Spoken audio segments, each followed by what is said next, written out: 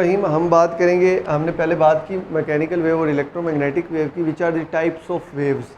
अब हम बात करेंगे types of mechanical waves. Mechanical waves की कितनी टाइप्स हैं आपको पता होना चाहिए। मैकेनिकल वेव्स की 2 टाइप्स हैं। First is longitudinal wave and the another is transverse wave. अच्छा जी, ट्रांसवर्स वेव और लॉन्गिट्यूडनल वेव जो है आपके पास 2 टाइप्स हैं जो हमने मेन डिस्कस करनी है, डैट इज़ लॉन्गिट्यूडनल वेव। इस वीडियो में जो हम डिस्कस करेंगे वो करेंगे लॉन्गिट्यूडनल वेव। अच्छा जी, लॉन्गिट्यूडनल वेव क्या होती है? लॉन्गिट्यूडनल वेव क्या होती है? अच्छा, लॉन्गिट्यूडनल वेव को जानने से पहले हम कुछ बातें करते हैं। आपके पास एक स्प्रिंग होगा, वो स्प्रिंग होता है स्लिंकी आपने कभी देखा है? मतलब जो बहुत ही नरम स्प्रिंग होता है, बहुत ईजीली उसको आप स्ट्रेच कर लेते हैं। मतलब हार्ड स्प्रिंग नहीं होता, सॉफ्ट स्प्रिंग होता है, उसे स्लिंकी कहते हैं। आप ये ले लें, this is a sport, this is your sport, ये आपकी एक स्पोर्ट है। अब इधर मैं 3 जो है वो ड्रॉ करूँगा। फर्स्ट इज़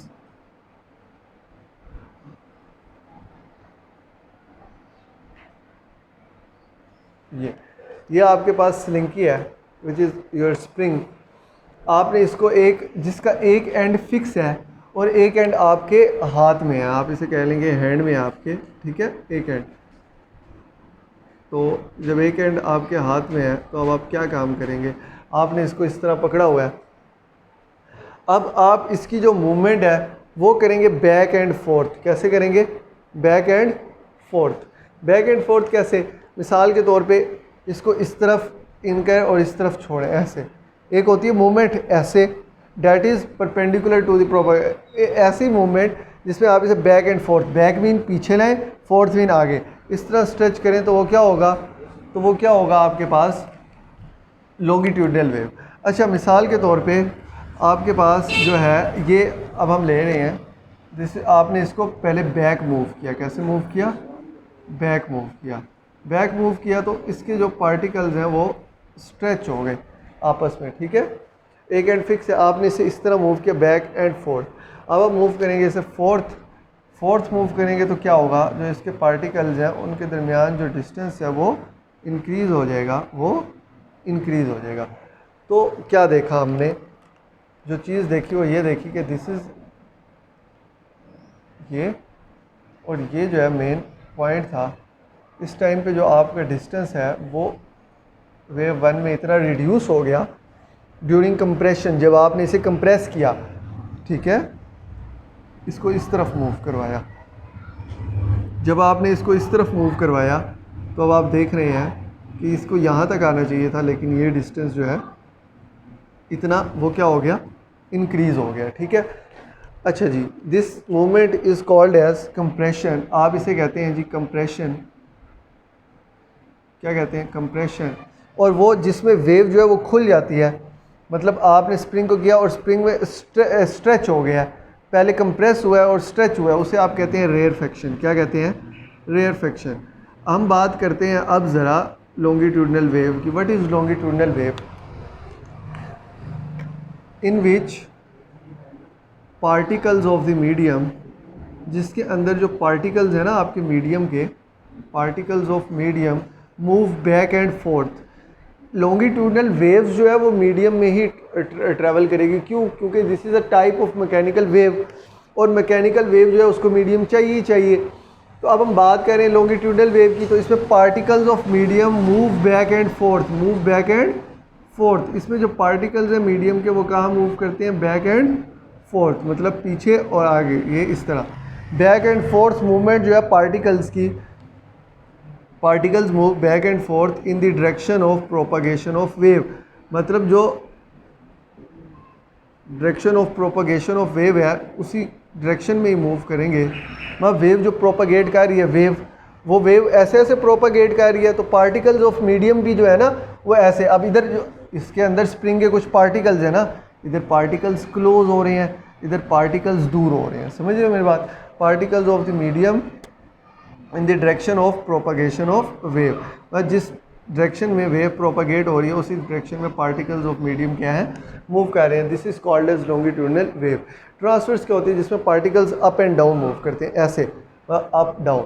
अच्छा, वो हम चीज़ें बाद में डिस्कस करेंगे, पहले हम बात करते हैं what is compression, in which particles close together, particles close together, जिसमें पार्टिकल्स एक दूसरे के क्लोज आ जाए, उसे आप क्या कहते हैं, compression. Rarefaction, particles move apart, particle दूर हो जाए एक दूसरे से, उसको आप क्या कहते हैं, रेयरफेक्शन। क्या कहते हैं, रेयरफेक्शन। जिसमें पार्टिकल्स क्लोज आ जाएं उसे कहते हैं कंप्रेशन, जिसमें पार्टिकल दूर चले जाएं उसे कहते हैं रेयरफेक्शन। अच्छा जी, distance between one compression and one rarefaction, distance between two consecutive compressions और टू कंसेक्टिव रेयरफेक्शंस, मतलब दो कंप्रेशंस के दरमियान का डिस्टेंस, या और नहीं कह रहा, या दो रेयरफेक्शंस के दरमियान का डिस्टेंस जो है वो वन वेवलेंथ होता है। वेवलेंथ जो है वो क्या होती है कि डिस्टेंस जो है वो, मतलब वेव की एक लेंथ, आप वेव की लेंथ को कैसे मेजर करेंगे कि वेव की लेंथ कितनी है, तो वो आप कैसे डिस्कस करते हैं कि दो कंप्रेशन के दरमियान और दो रेयरफेक्शन के दरमियान के डिस्टेंस को आप क्या कहते हैं, मिसाल के तौर पे उसे आप कहते हैं जी वन वेवलेंथ। मिसाल के तौर पे अब मैं आपको थोड़ा यहाँ पे डिस्कस करके बता देता हूँ।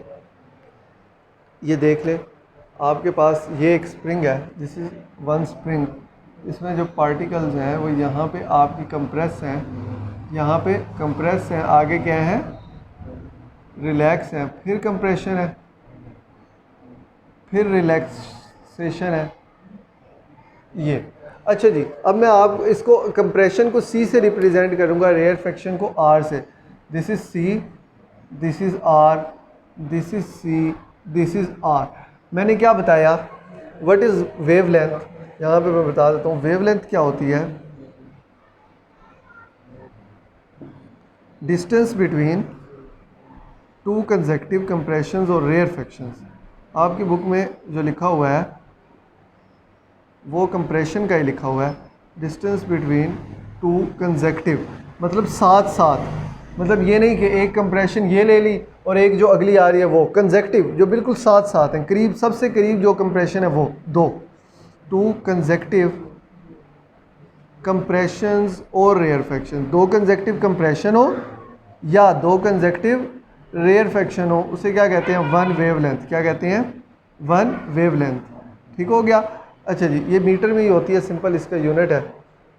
अच्छा जी, अब मैं आपको डिस्कस करने, देखें, एक कंप्रेशन से लेकर दूसरे कंप्रेशन तक के डिस्टेंस को देखें, distance between two consecutive compressions, दो कंप्रेशंस जो साथ साथ हैं, ये दो कंप्रेशन साथ साथ हैं, पहली ये है तो दूसरी ये है, इसके दरमियान को क्या कहेंगे, वेवलेंथ। क्या कहेंगे, wavelength. Wavelength is denoted by lambda and its unit is metre. Unit is metre, ऐसा यूनिट जो है वो इसका क्या है, मीटर है। अच्छा, या दो कंसेक्टिव रेयरफेक्शंस के दरमियान का जो डिस्टेंस है वो क्या होता है, लैम्डा।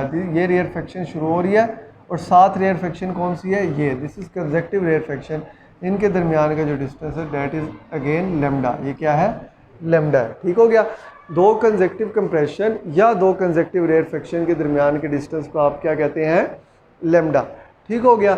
अच्छा, इसी तरह आगे कंप्रेशन बढ़ाते जाएं, अगर एक और कंप्रेशन आ जाएगी रेयरफेक्शन के बाद, तो वो फिर यहाँ से लेके वहाँ तक का जो डिस्टेंस होगा वो एक लैम्डा होगा, वहाँ से वहाँ तक का नहीं होगा। ठीक हो गया। हमने बात की कि मैकेनिकल वेव्स की दो टाइप्स हैं, that is longitudinal and transverse. हमने लॉन्गिट्यूडनल की बात की। लॉन्गिट्यूडनल वेव क्या है, जिसमें particles of medium back and fourth move करें। किस तरह, direction of propagation of wave, wave जो प्रोपागेट कर रही है वो भी ऐसे ही प्रोपागेट कर रही है, और पार्टिकल्स ऑफ मीडियम भी ऐसे ही प्रोपागेट कर रहे हैं, बैक एंड फोर्थ, वेव भी बैक एंड फोर्थ मूव कर रही है, तो उसको आप क्या कहते हैं, लॉन्गिट्यूडनल वेव। और जब बैक एंड फोर्थ मूव करेगी तो इसमें दो काम होंगे, कंप्रेशन एंड रेयरफेक्शन। जिधर पार्टिकल्स क्लोज होंगे उसे कंप्रेशन कहेंगे, जिधर पार्टिकल्स दूर होंगे उसे रेयरफेक्शन कहेंगे। और दो कंसेक्टिव कंप्रेशन या रेयरफेक्शन के दरमियान के डिस्टेंस को क्या कहते हैं, लैम्डा। तो ये दो कंसेक्टिव कंप्रेशन हो या दो कंसेक्टिव रेयरफेक्शन के दरमियान के डिस्टेंस को क्या कहते हैं, lambda, which is wavelength. Wavelength को लैम्डा भी बोलते हैं, यूनिट इसका मीटर होता है। अब यहाँ तक ये हमारा टॉपिक एंड होता है। अब हम पढ़ेंगे ट्रांसवर्स नेक्स्ट।